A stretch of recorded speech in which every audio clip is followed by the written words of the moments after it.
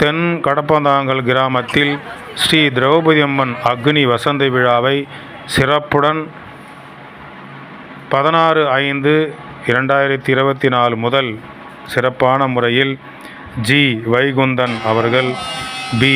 சுரேஷ் அவர்கள், ஆர். சுதாகர் அவர்கள், ஜி. பாஸ்கரன் அவர்கள் முன்னின்று இந்த விழாவை சிறப்போடு நடத்தினார்கள். இதோ அந்த செய்தி தொகுப்பு. வணக்கம். இன்றைய பக்தி செய்திக்காக PRD தங்கம் வலைதள செய்தி சேனலின் பக்தி செய்தியாளர் ஈஸ்வரன்.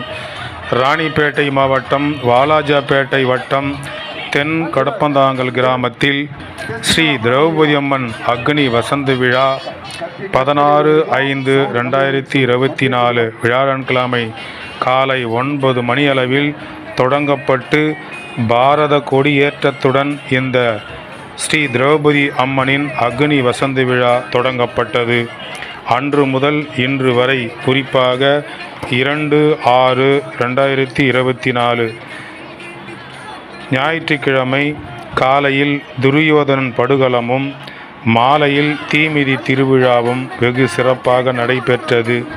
இந்த திருவிழாக்கள் நடைபெறுவதற்காக தென் கடப்பந்தாங்கல் ஊராட்சி மன்ற தலைவர், ஊராட்சி மன்ற துணைத் தலைவர், வார்டு உறுப்பினர்கள், நாட்டாண்மைதாரர்கள், ஊர் பொதுமக்கள், குறிப்பாக தென் கடப்பந்தாங்கலில் வசிக்கக்கூடிய அனைத்து குடும்பங்களைச் சேர்ந்தவர்களும் முழு ஒத்துழைப்போடு ஸ்ரீ திரௌபதி அம்மன் ஆலயத்தின் அக்னி வசந்த விழா நடைபெறுவதற்கு முழு ஒத்துழைப்போடு இருந்ததை கோயில் நிர்வாகிகளும் நாட்டாண்மைதாரர்களும் பெருமையுடன் பாராட்டினார்கள்.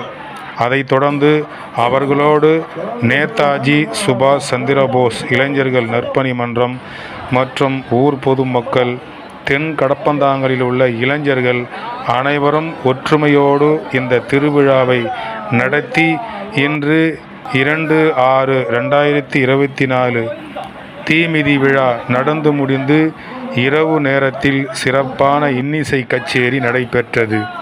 இந்த விழாக்கள் அனைத்தும் சீரும் சிறப்போடும் அன்று முதல் இன்று வரை நடைபெறுவதற்கு தென் கடப்பந்தாங்கலில் உள்ள ஒவ்வொரு குடும்பத்தாரும் இதற்கு முழு ஒத்துழைப்பு கொடுத்தார்கள் என்று சிறப்புடன் கோயில் நிர்வாகிகள் பாராட்டினார்கள்.